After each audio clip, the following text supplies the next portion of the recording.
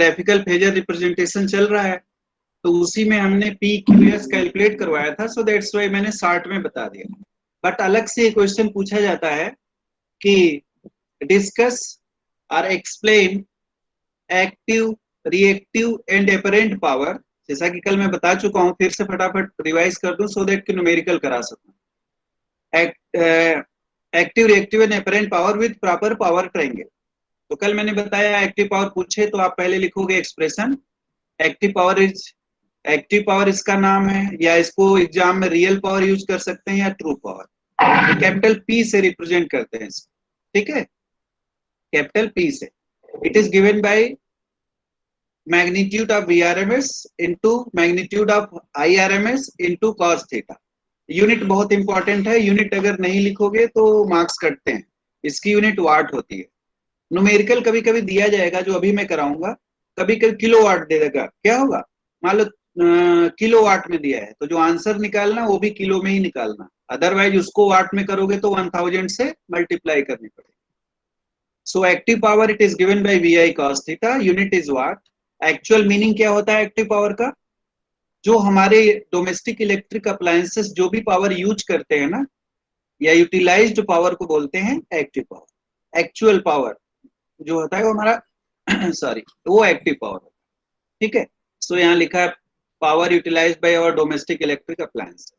Similarly जो power use नहीं हुआ उसको बोलते हैं रिएक्टिव पावर। तो एग्जाम में तो आपको कॉपी पे लिखना होगा ना, तो आपको एक्सप्रेशन लिखना होगा, यूनिट लिखनी होगी। तो एक्सप्रेशन क्या लिखोगे, कैपिटल क्यू से रिप्रेजेंट करते हैं रिएक्टिव पावर को। रिएक्टिव पावर मतलब imaginary power.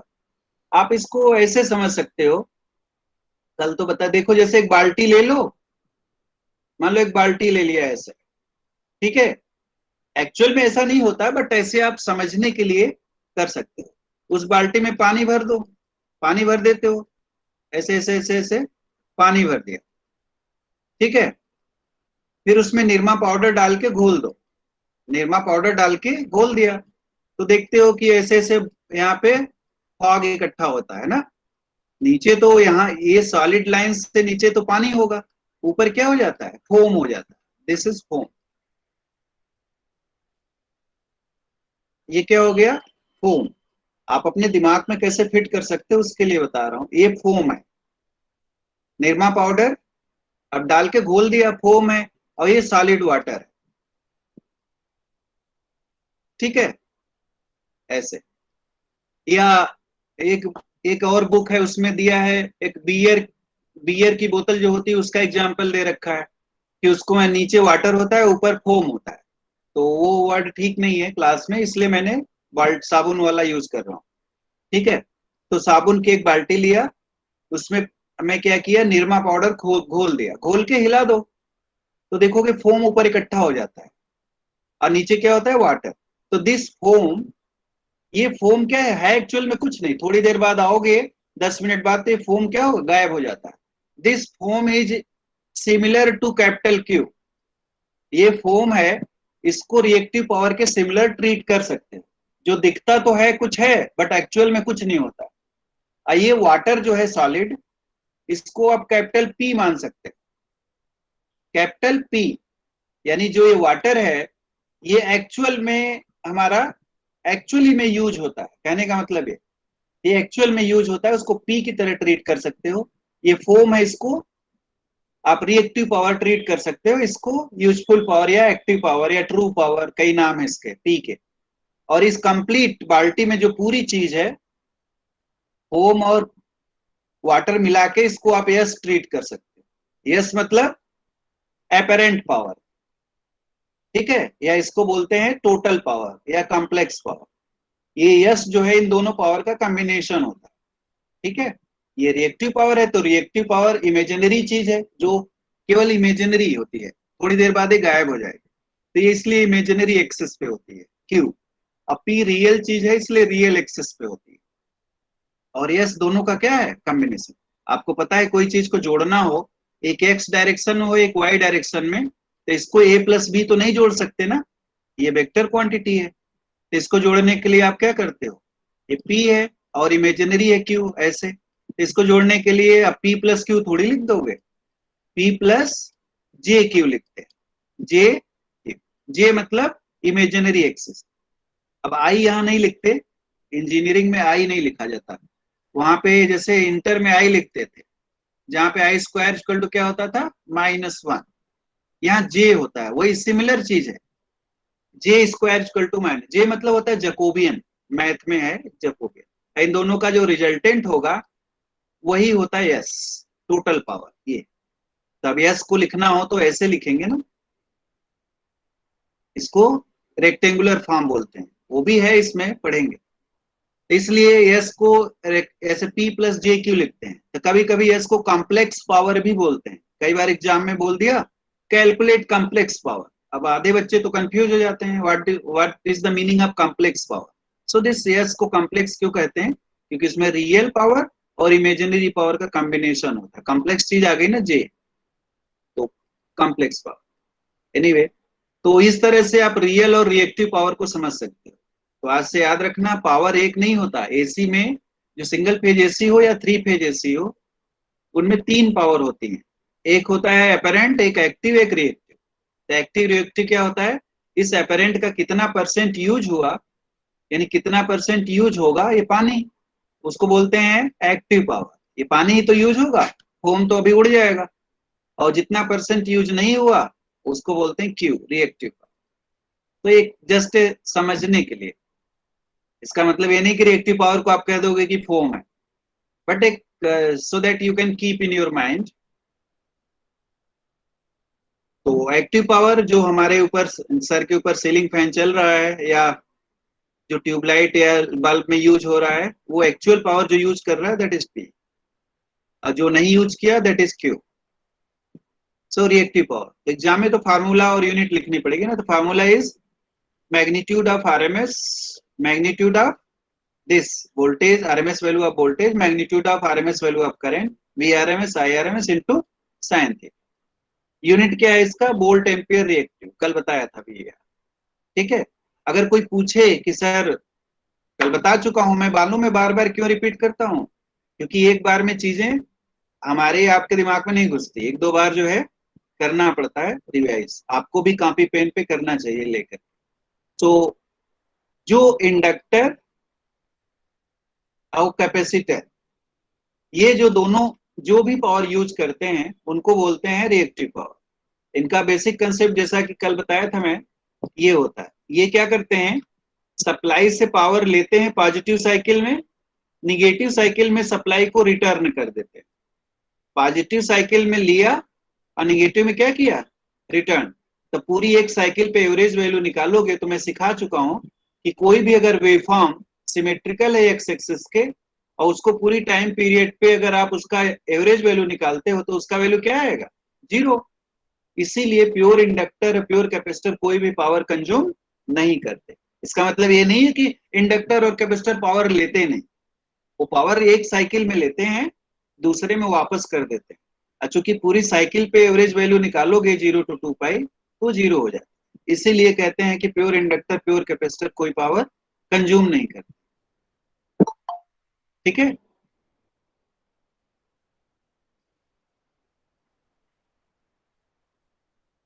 So expression formula, power utilised by pure inductor and pure capacitor is known as reactive power, ऐसे लिखेंगे। तो ये वाली लाइन नहीं भी लिखोगे तो चलेगा, फार्मूला यूनिट जरूरी है लिखना।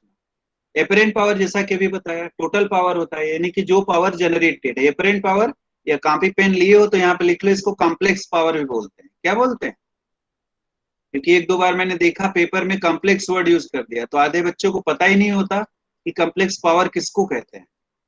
It is also known as complex power. Complex मतलब कॉम्प्लेक्स फॉर्म में इसको रिप्रेजेंट कर सकते हैं, इसलिए हम इसको कॉम्प्लेक्स पावर बोलते हैं। ए प्लस आई बी के फॉर्म में रिप्रेजेंट कर सकते हैं ना, पी प्लस जे क्यू, तो इसलिए इसको बोलते हैं कॉम्प्लेक्स पावर। इसका फॉर्मूला क्या होगा, S equal to magnitude of RMS value of voltage into magnitude of RMS value of current, unit क्या होगी, वोल्ट एम्पियर, यूनिट बहुत इंपॉर्टेंट है।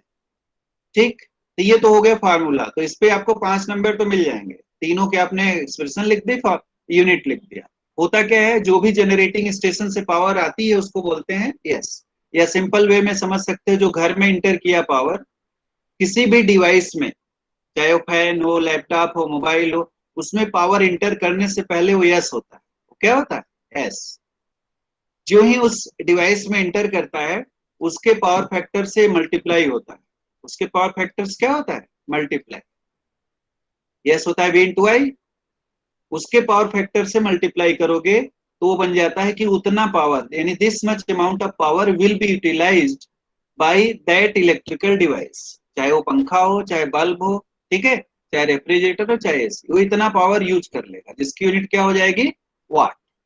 यानी इतना वाट बिजली आपका खर्च हो गया, इतना यूज होगा। और जो बच गया, इस यश का कितना बचेगा या कितना वेस्ट होता है, वो उसको बोलते हैं साइन थीटा, यानी कि reactive power. Yes sine theta waste हो गया। तो इसीलिए कहा जाता है कि किसी भी इलेक्ट्रिकल अप्लायंस का जो कास्ट थीटा है, जिसको आप पावर फैक्टर बोलते हो, पावर फैक्टर बहुत इंपॉर्टेंट चीज होती है। किसी इंडस्ट्री में जाओगे ना, तो गेट पे ही देखोगे कि पावर फैक्टर करेक्शन मेथोडोलॉजी लगी होती है। और इस पावर फैक्टर का सबसे बढ़िया एग्जाम्पल आप अपने घर में देख सकते हो। ये पावर फैक्टर पढ़ाना भी है हमें, कि अगर पावर फैक्टर पुअर हो तो क्या क्या बैड इफेक्ट्स हो सकते हैं ना, उसके बैड इफेक्ट्स क्या होते हैं और पावर फैक्टर को इम्प्रूव कैसे करते हैं। आपके एग्जाम में आता है लिखने के लिए कि define power factor, what are the various bad effects of poor power factor, and how can it be improved, explain with proper phasor diagram. ये आता है। ये बहुत इंपॉर्टेंट चीज है। जैसे हमारे ऊपर सीलिंग फैन चला है, सबसे बढ़िया एग्जाम्पल हमारा सीलिंग फैन है। तो उसमें देख रहे हो एक कैपेसिटर लगा हुआ है। कोई भी सीलिंग फैन हो बिना कैपेसिटर को चलेगा ही नहीं। तो उस कैपेसिटर के दो फंक्शन होते हैं। एक तो जो सीलिंग फैन है उसमें सिंगल फेज इंडक्शन मोटर लगती है। उस इंडक्शन सिंगल फेज जितनी भी मोटर होती है इंडक्शन मोटर्स, वो सेल्फ स्टार्टिंग नहीं होती। उनको स्टार्टिंग बनाने के लिए कुछ जुगाड़ लगाना पड़ता है। तो यहाँ पे एक कैपेसिटर लगा हुआ है। इस कैपेसिटर का एक काम तो है उसको सेल्फ स्टार्टिंग बनाना, और दूसरा काम है उस मोटर का पावर फैक्टर बढ़िया करना। बढ़िया का मतलब क्या समझते हो आप? कास थीटा की वैल्यू मैंने बता रखा है कि 0 और 1 के बीच में ही होती है। कास थीटा सिंपल मैथमेटिक्स है, तो इसके 0 और 1 के बीच में हो गए। तो बढ़िया का सेंस क्या हुआ? कास थीटा 1 हो जाए, यही तो हुआ बढ़िया। अब पुअर का क्या मतलब हुआ? कास थीटा 0 हो जाए या 0 के पास हो। तो कहने का मतलब कास थीटा की वैल्यू 0.2 हो जाए, 0.3, तो ये बहुत घटिया पावर फैक्टर। तो जिस भी डिवाइस का पावर फैक्टर 0.2, 0.3, 0.4, 0.5 हो, तो वो बहुत ही कम बिजली लेगा और ज्यादा वेस्ट करेगा। ठीक है। तो जो सीलिंग फैन है, कैपेसिटर लगने की वजह से उसका पावर फैक्टर 1 के आसपास होता है। कितना होता है? 1। तो 1 होने से फायदा होता है कि जितना अपरेंट पावर आया वो पूरा पूरा यूज हो जाता है। तो इसीलिए सीलिंग फैन 24 घंटे भी आप चला दोगे तो देखोगे कि 1 यूनिट बिजली बहुत मुश्किल से खर्च होती है। ठीक है, क्योंकि पूरा यूज करता है। जबकि आप वहीं उसी की जगह हीटर चला दो, हीटर या प्रेस जिसमें कॉयल होता है, उसका पावर फैक्टर नॉर्मली 0.2 होता है। कितना होता है? 0.2। तो 0.2 होने की वजह से जैसे इंटू 0.2 करोगे, केवल 20% पावर यूज होगा, 80% वेस्ट होता है। तो जितना चाहिए हीटर को या प्रेस को, उतना लेने के लिए उससे कम से कम 5, 6, 7 गुना ज्यादा इलेक्ट्रिसिटी लेता है सप्लाई से, तब जाके उसकी डिमांड पूरी होती है। तो उसी वजह से जो हीटर होता है या प्रेस होता है उसमें इलेक्ट्रिसिटी बिल हमारी बढ़ जाती है। तो ये था active power, reactive power, apparent power और पावर फैक्टर का जो थोड़ा सा हमने वो किया। ठीक है। कॉम्प्लेक्स पावर क्यों कहते हैं मैंने अभी बताया। फिर उसी में उन्होंने लिखे रहते हैं कि explain with the help of power triangle, कल बताया था। इसको एक्स एक्सिस पे क्यों खींचा? क्योंकि ये रियल पावर। क्या है? Real power. तो दैट्स राइट है, it is drawn on x axis. ये वाई एक्सिस पे क्यों खींचा गया? क्यों? ये रिएक्टिव पावर है, मतलब इमेजिनरी पावर। इमेजिनरी पावर तो इमेजिनरी एक्सिस पे होगा। अब क्यू होता क्या है? एल एंड सी में होता है। और एल सी का जो रिएक्टेंस होता है एक्सएल और एक्ससी, ये कहाँ रिप्रेजेंट किया जाता है? Y axis. तो जितनी भी रिएक्टिव चीजें होती हैं, रिएक्टिव वर्ड जहां भी लगेगा वो वाई एक्सिस पे दिया जाएगा। एल है तो पॉजिटिव साइड में रहेगा एक्स एक्सिस से ऊपर, अगर सी है तो निगेटिव साइड में जाता है। तो ये क्यू हो गया, पॉजिटिव दिखाया तो अभी मान लिया कि ये कैसा होगा, इंडक्टिव होगा। इन दोनों का रिजल्टेंट एक राइट ट्रायंगल है तो ऐसे हो गया, इनका रिजल्टेंट हो गया यस। तो जो पीडीएफ मैंने भेजा है उसमें हमने ये वाली चीज छोड़ दी है, यस इक्वल टू, इसको ऐसे भी लिख सकते हो, P plus minus J Q, copy pen लिए हो तो लिख लो। यहाँ तो मैंने direct S square equal to P square plus Q square लिख दिया, क्योंकि किसी भी राइट ट्रायंगल में क्या होता है, हाइपोटेनस का square into base square plus perpendicular square, मतलब कर्ण का स्क्वायर इक्वल टू आधार स्क्वायर प्लस लंब स्क्वायर। इसको ऐसे लिखोगे तो ऐसे लिख सकते हैं, कॉम्प्लेक्स फॉर्म में लिख दिया मैंने। ये प्लस इंडक्टिव चीज के लिए होता है और ये minus capacitive circuit. Power factor निकालना हो इससे तो का पावर फैक्टर क्या होता है, cos theta equal to base by hypotenuse. यहाँ लिखा है बेस, बेस क्या है P, हाइपोटेनस क्या है S, यस। इस पे एक न्यूमेरिकल भी आता है, तो वो न्यूमेरिकल करना सीखते हैं। छोटा सा पहले इससे क्वेश्चन नंबर 1 देखो क्या लिखा है, इन an AC circuit apparent and active powers are 5 kVA and 3 kilowatt respectively. Unit ध्यान से देखना, apparent था तो kVA लिखा है, ये एक्टिव था तो वाट लिखा है, kilowatt respectively. Calculate reactive power and power factor. तो रिएक्टिव पावर कितना होगा इसमें कौन बताएगा, कोई भी एक बता सकता है, कोई भी एक बताओ।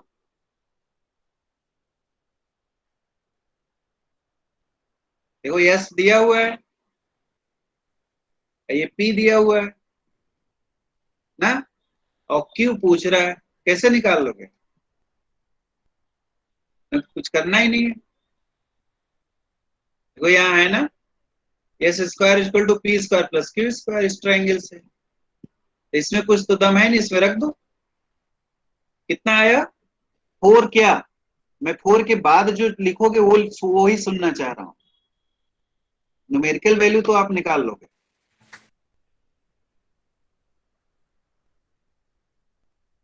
पी कितना दिया था 3, आपने क्या किया, एस की वैल्यू 5 दी थी तो इस फार्मूले में रख दिया, पी की वैल्यू 3 थी ये रख दिया, और क्यू निकाल लिया। मैं गलत क्यों बोला हूं ये देखो, अभी ऐसे किया होगा आपने, तो यहां से क्यू निकाल लिया ना, तो क्यू आ गया होगा √5 स्क्वायर माइनस 3 स्क्वायर, यानी कि 25 माइनस 9 16, तो 16 का 4।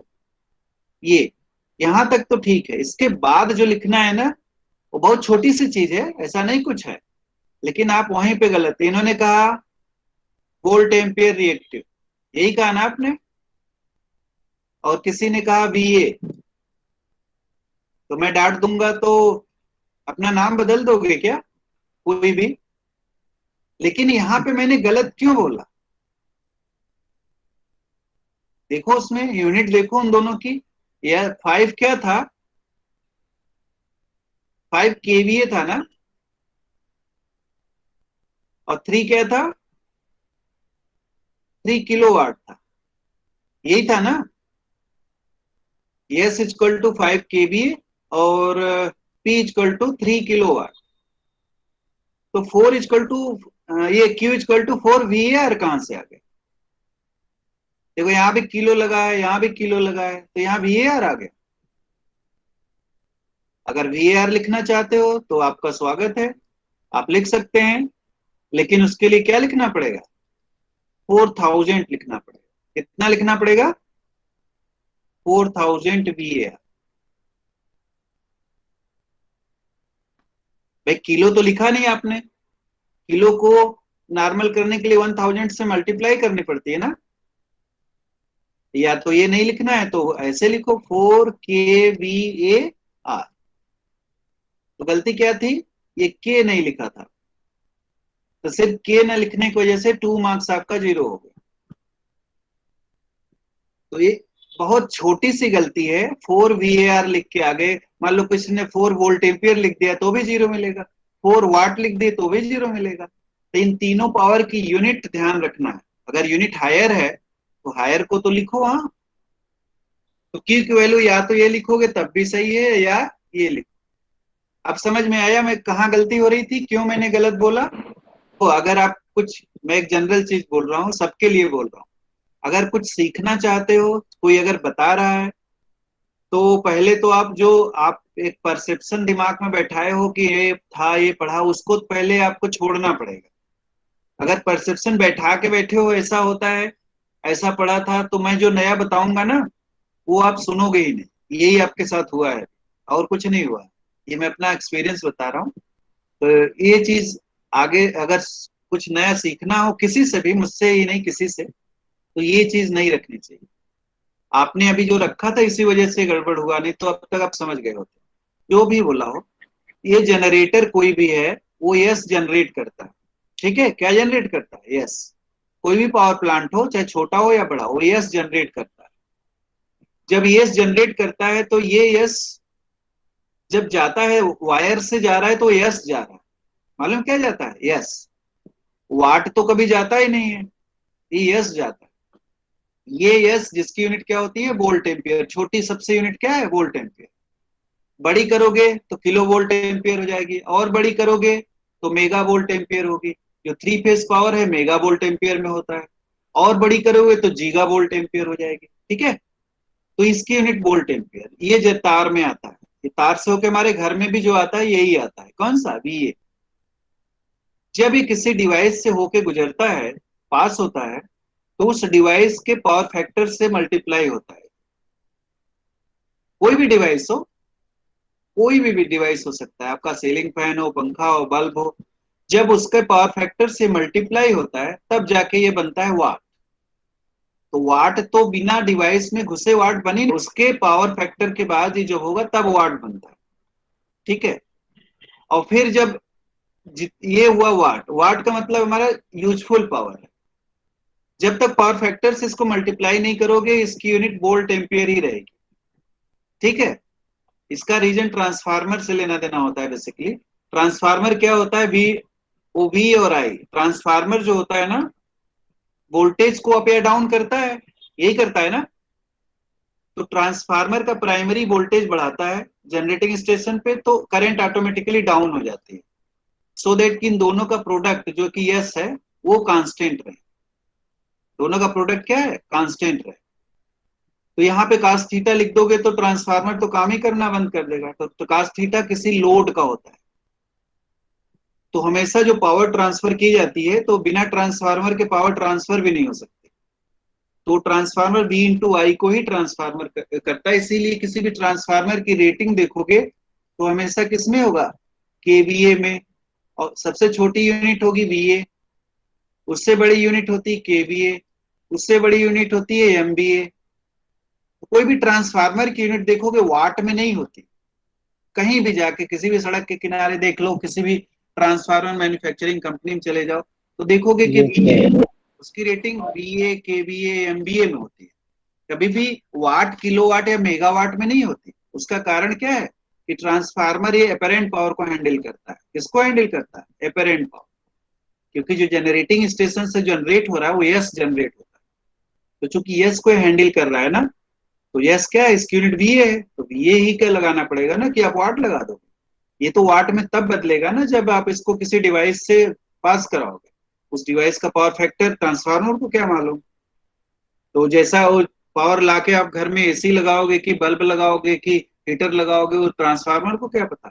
जो लगाओगे उसका पावर फैक्टर उससे मल्टीप्लाई हो जाएगा, तो वो वाट में हो गया। तो उसी से हमारी इलेक्ट्रिसिटी बिल जनरेट होती है।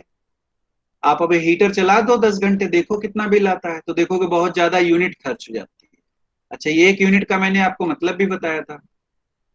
एक unit equal to 1 kilowatt hour होता है। Kilowatt hour. Kilo volt ampere तो नहीं सुना है मैंने कभी। यूनिट किलोवाट आवर क्यों होता है मालूम? ये यूनिट क्या है? एक जो हमारा कमोडिटी समझ लो, बिजली जो बेच रहे हो, वो एक किस रेट से बेचोगे वो यूनिट पे डिसाइड करता है कि एक यूनिट को बताया है कि बनाया इन्होंने कि 1 किलोवाट का लोड 1 घंटे चला दो तो 1 यूनिट बिजली खर्च हो जाएगी। ये थोड़ी कहते हैं कि एक वो वोल्ट एम्पियर का लोड जला दो। क्योंकि लोड का अपना पावर फैक्टर होगा, घटिया होगा तो ये किलोवाट ज्यादा उसे चाहिए, ये अगर अच्छा होगा पावर फैक्टर तो 1 किलोवाट कम चाहिए, कम चाहिए तो कम यूनिट बिजली खर्च होगी, ये ज्यादा चाहिए तो ज्यादा यूनिट बिजली खर्च होगी।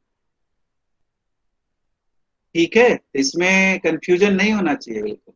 जो भी जनरेटिंग स्टेशन हैं या जो भी जनरेटर्स हैं वो वीए जनरेट करते हैं, वो मतलब ये का मतलब एपरेंट पावर जनरेट करते हैं। वो एक्टिव और रिएक्टिव में तब कन्वर्ट होता है जब किसी डिवाइस से होके पास होगा। जब डिवाइस से पास होता है तो वह यस के दो पार्ट हो जाते हैं, यस के दो पार्ट होंगे, पी और क्यू। जितना यूज हुआ उसको एक्टिव पावर या ट्रू पावर या रियल पावर, कई नाम है, पी के कई नाम है, तो उसको ये बोलते हैं। तो बिजली का बिल पी के हिसाब से डिसाइड होता है, ये पी के हिसाब से डिसाइड होता है, क्यू के हिसाब से नहीं डिसाइड होता। और जो नहीं यूज कर पाए वो क्यू है, ये प्योर इंडक्टिव कैपेसिटिव सर्किट में क्यू यूज हो जाता है। ठीक है, अब बाकी ट्रांसमिशन लाइन है, आगे की चीजें आप लोग नहीं जान पड़ोगे उसको, कि जब वोल्टेज कभी डाउन होता है ट्रांसमिशन लाइन का तो क्यू को इंजेक्ट करना पड़ता है। वो सब डिवाइसेस हैं जो वोल्टेज लगाते हो ना, स्टेबलाइजर वगैरह, उनका प्रिंसिपल इसी पे काम करता है। ये रिएक्टिव पावर दे करके लाइन में उसको बैलेंस करता है वोल्टेज को, तमाम तरह की चीजें हैं, बट वो आपको नहीं पढ़ना। एनीवे अभी तो हम न्यूमेरिकल कर रहे थे सिंपल। अभी ये बता रहा था मैं कि ये यूनिट लिखना जरूरी होता है। अगर वार लिख रहे हो तो 4000 लिखना होगा, केवीआर लिख रहे हो तो 4। पावर फैक्टर कैसे निकाल लोगे, इस ट्राइंगल से देखो, P by S. Power factor मतलब कास थीटा, कास थीटा का मतलब क्या होता है, आधार यानी बेस बाई हाइपोटेनस। किसी भी ट्राइंगल में हाई स्कूल से पढ़ते आ रहे हो, तो रियल एक्सिस पे P है तो P बाई एस, तो P बाई एस कर दिया, तो P बाई एस कर दोगे तो पावर फैक्टर आ जाएगा। ठीक है, P कितना है 3, ठीक है, और S कितना है 5, तो 0.6, 0.6 हुआ पावर, इसका पावर फैक्टर 0.6। ये तो 2 मार्क्स में आते हैं क्वेश्चन, जो अभी किया ये किया है। जो 10 नंबर वाले हैं ये क्वेश्चन 2 और 3 है, इसको हमारा टारगेट है। क्वेश्चन 2 को देखो, फेजर खींचना इसीलिए सिखाया अब तक, अदरवाइज ये 2 नहीं होगा आपसे। फेजर आप आ गया खींचने तब आ जाएगा, कर भी चुके हो थे आई थिंक ऐसे क्वेश्चन। क्वेश्चन 2 और 3 कराना हमारा टारगेट, सो दैट कि आपको वो 2 पढ़ो, देखो क्या है। फेजर तो खींच ही लियो, इसमें कोई दिक्कत होगी नहीं आपको। In an AC circuit voltage and currents are given by V equal to 200 sin 3140 minus 60 degree, I equal to 5 sin 3140 minus 30 degree. ठीक है, यहाँ कुछ भी दे सकते हैं, प्लस दे सकते हैं, वो उनके ऊपर डिपेंड करता है एग्जाम में। प्लस कर देंगे तो क्वेश्चन बदल जाएगा, मुझे मान लो क्वेश्चन चेंज करना है तो मैं एक में प्लस डाल दूंगा। Calculate active power, reactive power, apparent power, power factor, verify using power triangle. ये 10 नंबर में आते हैं, 5 पार्ट्स हैं, तो हर पार्ट 2 मार्क्स का हुआ। तो हाउ विल यू प्रोसीड, आपको फार्मूला तो याद ही है, P इक्वल टू होता है वी आई कॉस थीटा ना, जहाँ पे बी आरएमएस वैल्यू का मैग्नीट्यूड, आई जो है आरएमएस वैल्यू मैग्नीट्यूड, और कॉस थीटा। थीटा मिल जाए तो हो जाएगा। Reactive power V I sine theta, apparent power V I, और power factor P by S power triangle से, या सिंपल cos थीटा कर दो, cos थीटा को ही तो पावर फैक्टर बोलते हैं, जहाँ थीटा वोल्टेज और करंट के बीच का angle. Verify using power triangle करने का मतलब पी क्यू एस निकाल लो। पावर ट्रायंगल से क्या होता है, S square equal to P square plus Q square, या तो ये कर दो, पी क्यू को निकाल के इसमें रख दो, L H S equal to R H S हो जाएगा तो इक्वल होगा। या पावर ट्रायंगल में जो पावर फैक्टर है पी बाई एस, तो जो cos थीटा निकाले हो इससे दोनों की वैल्यू सेम आनी चाहिए, तो पावर ट्रायंगल से वेरीफाई हो जाएगा। तो चलो फेजर खींच के देखो जरा, तो पता नहीं आप ट्राई करें कि नहीं। अब देखो, वोल्टेज में भी माइनस एंगल है, करंट में भी माइनस है, कुल मिलाकर रिफरेंस दिया ही नहीं है। बट ये जो एंगल है 60 डिग्री 30 डिग्री, ये एक्स एक्सिस से ही मेजर किए जाते हैं, तो एक एक एक्सिस बना लो। डैश डैश का मतलब दिया नहीं है कुछ भी। मान लो यहाँ पे मैं देता 200 साइन थीटा ओमेगा टी लिख देता, या 3140, तब इसको इधर खींचता। ठीक, अब मैं पहले वोल्टेज को खींचता हूं। ये खींच चुके हो, अब तो मुझे ज्यादा टाइम नहीं लेना चाहिए। तो कितना, -60। -60 मतलब क्लॉकवाइज डायरेक्शन, ये 60 डिग्री। कॉपी पेन लिखे आप खींचोगे 2 बार तब आएगा, ये -60। ठीक है ना। ये वोल्टेज है, इसकी लेंथ कितनी होगी, जो इसका आरएमएस वैल्यू है। तो V equal to V M sine theta type का लिखा हो तो उसमें आरएमएस वैल्यू होता है Vm/√2। तो यहाँ होगा 200/√2। ठीक है। करंट क्या है, 5 साइन 3140 -30 डिग्री, -30 डिग्री। तो -30 मतलब वो भी इधर ही होगा 30 डिग्री। तो -30 डिग्री कुछ ऐसे जाएगा। लेंथ इसका 20, इससे कम ही होगा, कितना है 5। तो 5/√2 एम्पियर, इसको भी लिखा है। हमें तो चाहिए वोल्टेज और करंट के बीच का एंगल, वही तो थीटा है। वोल्टेज करंट के बीच का एंगल कितना होगा, इसीलिए मैं फेजर सिखाने की कोशिश कर रहा हूं। अगर ये नहीं आएगा तो अब देखो, ये तो एक्टिव रिएक्टिव अपरेंट पावर पढ़ रहे हो, फिर भी फेजर जरूरत पड़ेगी ना। मान लो थीटा आएगा नहीं तो कोई पार्ट निकाल पाओगे आप, कोई पार्ट नहीं निकाल पाओगे। पी नहीं निकाल सकते, न क्यू निकाल सकते। जब ये दोनों नहीं आएगा तो यस, यस बस मान लो आ जाएगा 200/√3 करके। पावर फैक्टर में P/S होगा, पी निकाल ही नहीं पाए, ये नहीं निकलेगा, वेरीफाई नहीं होगा। मतलब आपका 10 नंबर का न्यूमेरिकल आता हुआ छूट गया। किसकी वजह से, केवल एक फेजर खींच लेते तो आपको वोल्टेज करंट के बीच का एंगल मालूम हो जाता, तो मालूम हो गया। और दूसरी चीज ये भी चाहिए कि लीडिंग है कि लैगिंग, क्योंकि जब पावर फैक्टर निकालेंगे तो वहां लीडिंग लैगिंग लिखना होता है इसमें। कि लीड या लैग केवल करंट करती है, नंबर 1। नंबर 2, किससे करती है, वोल्टेज से। तो जहां भी वोल्टेज का वेक्टर है, जिस भी जगह पे है, वही रिफरेंस होगा। वोल्टेज का वेक्टर जहां भी है वही रिफरेंस होगा। वहीं से हम देखेंगे कि करंट वोल्टेज वाले वेक्टर से क्लॉकवाइज डायरेक्शन में है कि एंटी क्लॉकवाइज डायरेक्शन में। तो कहा, यहां देखो, जल्दीबाजी देखो बिल्कुल कोई भी मत करो। जब आपको पता है ये 10 मार्क्स का क्वेश्चन न्यूमेरिकल आना है, तो जल्दीबाजी किस बात की है। एक न्यूमेरिकल सीखने में 2 दिन लगता है, लगने दो। फेजर सीखने में लगता है, लगने दो। आपको पता है बिना इसको सीखे काम नहीं होगा, तो सीखो। देखो ये वेक्टर है, कभी परेशान नहीं होना चाहिए। 2 बार लगे कोई बात नहीं, लगने दो। 3 बार लगे, लगने दो। ये वोल्टेज वाला वेक्टर है, ठीक है ना। इसी को रिफरेंस मानेंगे। अब यहां से मैं देख रहा हूं तो इस वोल्टेज वाले वेक्टर से करंट इधर है, किधर है, एंटी क्लॉकवाइज डायरेक्शन है ना। यही तो वोल्टेज वाला वेक्टर है ये। इससे एंटी क्लॉकवाइज में कितने डिग्री से, 30 डिग्री से।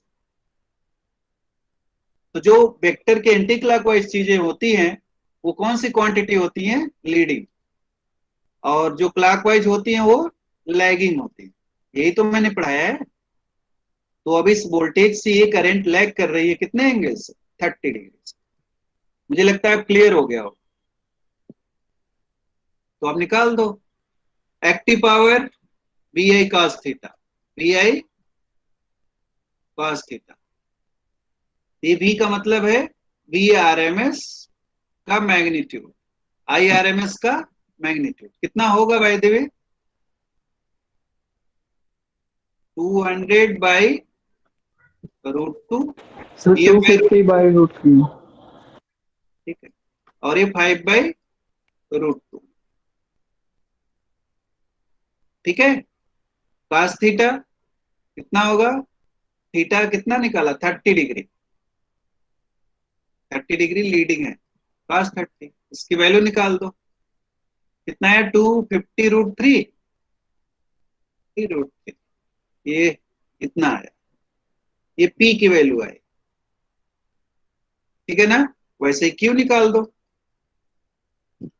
ये तो यही रहेगा, साइन थीटा हो जाएगा। साइन 30 की वैल्यू कितनी होती है, 1/2। तो ये आ जाएगा 250 ना। Sir 250 volt ampere reactive, unit बहुत जरूरी है, वोल्ट एम्पियर रिएक्टिव। वैसे ही एस आ जाएगा, एस कितना आएगा 500 500, 500 नहीं 500 वोल्ट एम्पियर, ये लिखने की सर, आदत डाल 500 रही है, वाट। ठीक है, तो 3 गए, 6 मार्क्स आपको मिल गए। 6 मार्क्स अगर मिलने में कितना टाइम लगा, ज्यादा से ज्यादा 5 मिनट। पावर फैक्टर पूछते हैं तो दिस कास थीटा कोई पावर फैक्टर बोलते हैं ना, कास थीटा कोई क्या बोलते हैं, पावर फैक्टर। ये कितना होगा by the way, this is equal to cos 30 degree. Cos 30 degree मतलब √3/2, √3/2 करोगे तो 0.688 आ जाएगा, 0.866 आ जाएगा ना, 0.866,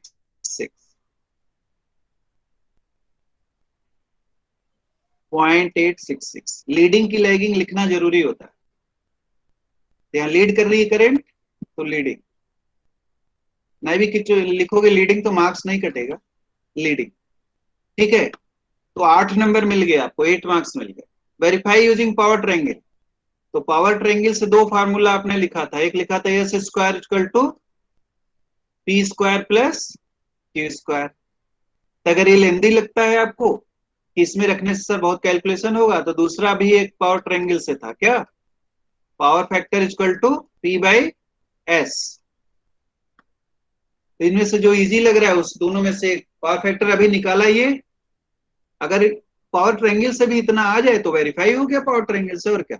P कितना आया 250/√2, 250√3 आया था। S कितना आया था 500, ये कितना आ गया √3/2, इतना ही तो है पावर फैक्टर, ये भी √3/2 आया था। इसका मतलब ये हुआ कि जो आपने कैलकुलेशन किया है वो सही है, ठीक है ना। मीन्स आप लिख सकते हो now it is verified from power triangle, क्योंकि ये दोनों इक्वेशन पावर ट्रायंगल वाले हैं, इससे जो पावर फैक्टर आया √3/2 वही नॉर्मल भी आया, सो आप 10 में 10 मिल जाएगा।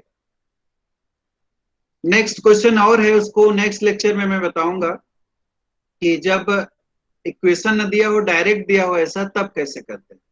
तो दो टाइप के होते हैं, सो कल बताऊंगा उसको। और कल अपना यूनिट 1 5 भी रिवाइज करते रहो, किसी को कोई डाउट है तो बीच में पूछ लिया करो बेहिचक।